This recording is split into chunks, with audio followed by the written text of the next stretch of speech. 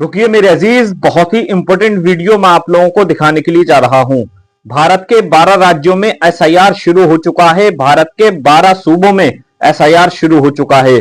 इसको लेकर के मुसलमानों में और पूरे देश के लोगों में बहुत बड़ी बेचैनी है और हलचल सी हो रही है। ये सोचा जा रहा है कि कौन सा कागज दिखाया जाएगा, कौन सा ऐसा डॉक्यूमेंट्स है जो दिखाया जाएगा जिसकी वजह से हमको भारत का नागरिक माना जाएगा। तो मेरे दोस्तों, एक ऐसी वीडियो मैं आप लोगों को दिखाने के लिए जा रहा हूं फराज मलिक साहब की। उन्होंने सारे डॉक्यूमेंट्स बताए हैं और पूरी जानकारी दी है। अगर आप हमारे चैनल पर नए हैं तो चैनल को सब्सक्राइब कर दें और इस वीडियो को आखिर तक जरूर देख लें। भारत के हर एक नागरिक को इस वीडियो को देखना चाहिए। बहुत ही इंपॉर्टेंट वीडियो है। आप पहले ये वीडियो देख लीजिए। आप अपनी नागरिकता कैसे साबित कर सकते हैं, बहुत आसान भाषा में इस एसआईआर का पूरा प्रोसेस आप लोगों को बताऊंगा। वीडियो में आखिर तक बने रहिएगा, क्योंकि जो 12 राज्य हैं वो काफ़ी बड़े हैं देश के। उत्तर प्रदेश भी इसमें शामिल है। अगर आप इस पूरे एसआईआर के प्रोसेस को ठीक से नहीं समझेंगे तो शायद आपको परेशानियों का सामना करना पड़ सकता है। इसके अलावा कुछ बड़े अपडेट गाज़ा से भी आ रहे हैं, वो वीडियो के लास्ट में बताऊंगा। गाज़ा में हमले पे हमले हो रहे हैं, सैकड़ों लोगों की 24 घंटे में मौत हो चुकी है।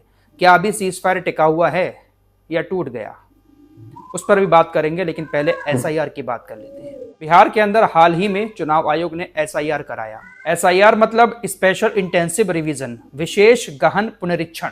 भारतीय चुनाव आयोग ने कहा है कि अंडमान निकोबार, छत्तीसगढ़, गोवा, गुजरात, केरल, लक्षद्वीप, मध्य प्रदेश, पांडिचेरी, राजस्थान, उत्तर प्रदेश, पश्चिम बंगाल, तमिलनाडु, भारत के इन 12 राज्यों और केंद्र शासित प्रदेशों में एसआईआर की प्रक्रिया शुरू की जाएगी। भारतीय चुनाव आयोग का कहना है कि ये एसआईआर इसलिए कराई जा रही है ताकि वोटर लिस्ट को साफ सुथरा बनाया जाए।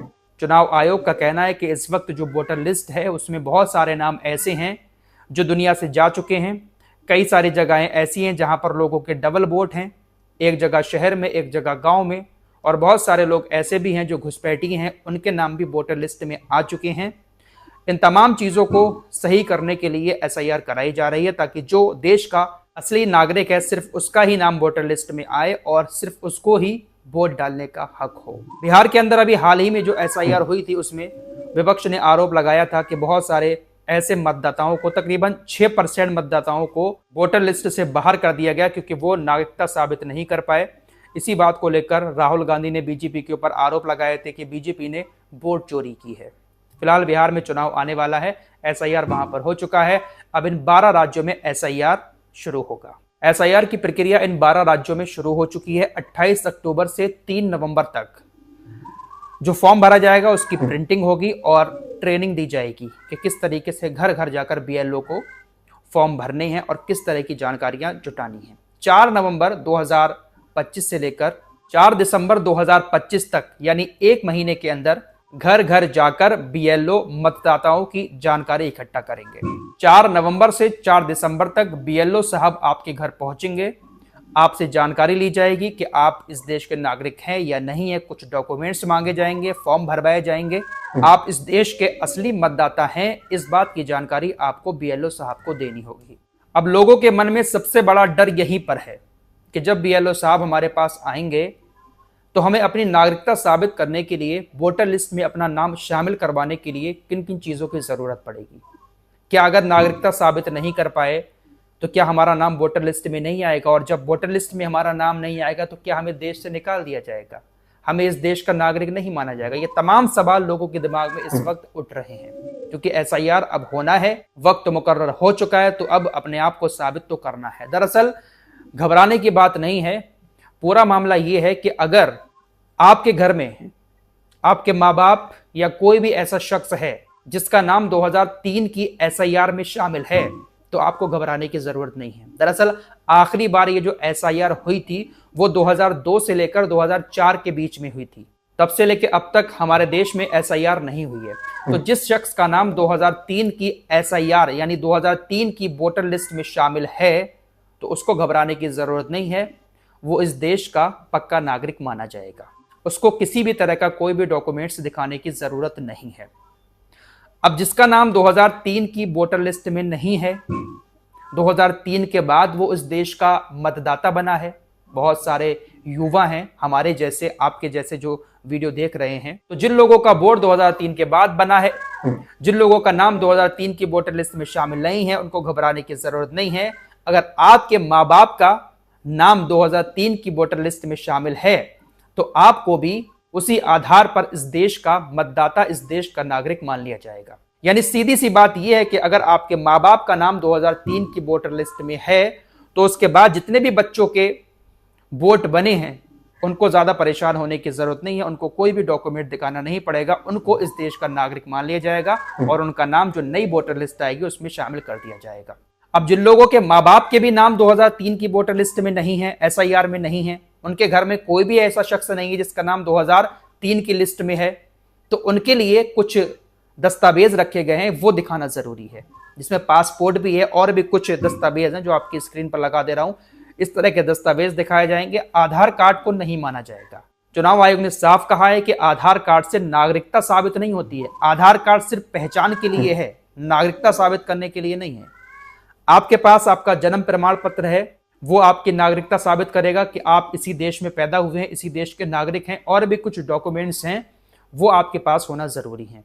पासपोर्ट भी इसमें मान्य होगा। अगर पासपोर्ट आपके पास है तो आप इस देश के नागरिक हैं।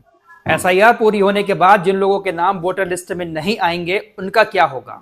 उनको मौका दिया जाएगा अपनी नागरिकता साबित करने के लिए। लेकिन ऐसा बिल्कुल भी नहीं है कि कोई शख्स नागरिकता के दस्तावेज तुरंत नहीं दिखा पाया तो उसको विदेशी नागरिक मान लिया जाएगा।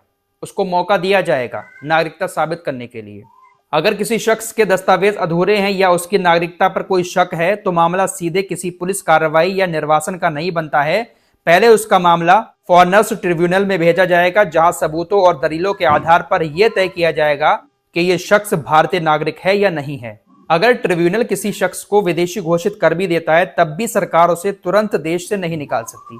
ऐसा तभी पॉसिबल है जब उस शख्स की नागरिकता किसी दूसरे देश की साबित हो जाए और वो देश उसे एक्सेप्ट करने को तैयार भी हो। जब तक ऐसा नहीं होता तब तक उस इंसान को डिटेंशन सेंटर या निगरानी में रखा जा सकता है। हालांकि सरकार ने कई बार कहा है कि मानवाधिकारों का पूरा ध्यान रखा जाएगा और किसी को भी बिना सुनवाई या सबूत के बाहर नहीं निकाला जाएगा। चुनाव आयोग को ऐसा लगता है कि बहुत सारे घुसपैठिए भारत के अंदर आ गए हैं और उन्होंने आधार कार्ड बनवाकर किसी भी जुगाड़ से अपना नाम वोटर लिस्ट में शामिल करवा लिया है, लेकिन वो भारतीय नागरिक नहीं है। तो ऐसे लोगों को वोटर लिस्ट से हटाना है और देश से भी शायद फिर इनको निकालने की प्रक्रिया शुरू की जाएगी। लेकिन जो इस देश के सच्चे नागरिक हैं, जो सच्चे मतदाता हैं, उनको घबराने की जरूरत नहीं है। 2003 की लिस्ट में नाम तो शामिल होगा ही होगा आपके बुजुर्गों का।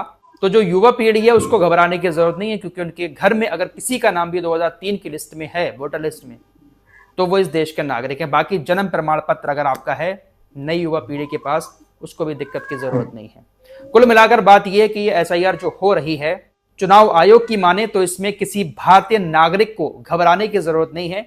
जो देश का नागरिक है, जो यहीं पैदा हुआ है, उसको ज्यादा परेशानी की जरूरत नहीं है। जो घुसपैठिए हैं उनके लिए मुश्किल हो सकती है, या जो लोग इस दुनिया से चले गए हैं उनके नाम भी अभी तक वोटर लिस्ट में है, उसका भी सफाया करा जाएगा।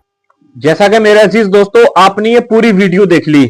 उम्मीद है कि आप ये पूरा वीडियो देखकर समझ गए होंगे कि कौन सा कागज मांगा जा रहा है और कौन सा कागज नहीं मांगा जा रहा है।